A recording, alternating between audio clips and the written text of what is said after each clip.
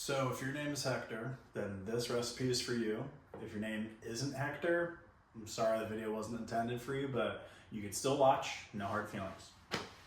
So the red sauce recipe that I'm giving you today is a combination of what I was taught from my mom and dad, and also just some things that I put together myself. It's extremely basic, it's nothing crazy, but it goes a little something like this.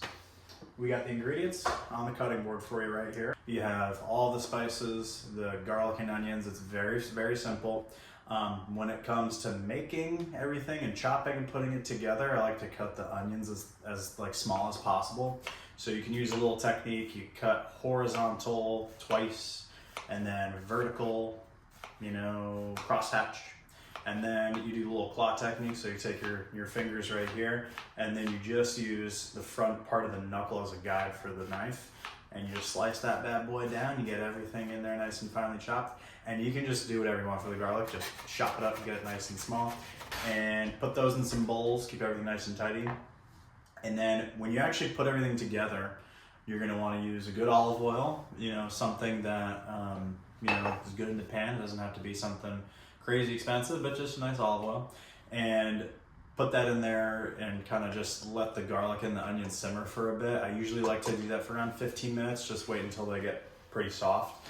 I use crushed red pepper flakes, and I do that because I like a little spice in my sauce, but you can omit that to your heart's desire, no worries. Right after that step, you're gonna let everything kind of develop its flavors, like cook a little bit, and then add in some tomato paste. That's gonna help deepen the foundation of the sauce and make it more robust. It's gonna make it develop like a nice color on the bottom. And the good foundation for a sauce is a happy sauce, and it's a tasty sauce. So you're gonna put that in there. I use like maybe just around a tablespoon for one large can of tomatoes. And you'll let that sit until it develops some sort of, little kind of small fond on the bottom, little crusty bits. Make sure nothing burns, but it might stick a little bit to the pan, and that's a-okay. So next you're gonna take some of the red wine, and the red wine can be literally anything. It can be like a cheap cooking wine, it can be a fancy wine, it's whatever you want.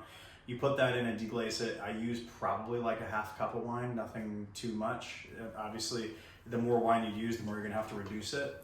But that's also going to be something that you have to let simmer to cook down to develop your foundation for the sauce. Next, after that, then you just throw the whole can of crushed tomatoes in. After you dump all the tomatoes in, the crushed tomatoes, you're going to want to take just a little bit of water, like just enough to kind of rinse out the rest of the tomatoes in that container and pour it in. I don't know, that much water in the container, just so that it can kind of offset the tomato paste, because the tomato paste thickens it and you want the water to kind of keep it balanced and loosen it a little bit. And that'll help with the simmering process as well. So after tomatoes are in, water's in, add all of your dried herbs and spices. You can do them like 1 tablespoon each for that, for your oregano, basil, parsley, whatever you want. Those things are kind of like, do it to your heart's content. There's no rule on any of the spices. You put a little bit in, and if you like it, great. If not, add a little bit extra. I also put in a little bit of sugar because I find that sometimes the tomatoes develop a little bit of like acidity and bitterness, especially certain brands. So use a teaspoon to a tablespoon of sugar if you want to add that in there. That helps to cut down on that acidic nature. And then you basically just throw all that into the pot, mix it together, and then I add a little bit of Parmesan cheese too. You can use Parmesan Reggiano if you're fancy. And mix that, put the lid on, let it simmer for 20-30 minutes or so on low all the way. Mix it here and there to make sure nothing burns on the bottom. And then, remove the lid.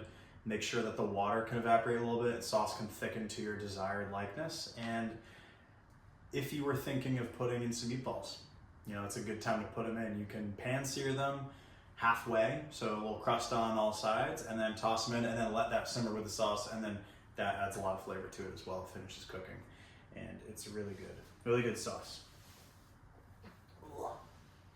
So that's it for the sauce. You can add whatever you really want to it. There are no rules.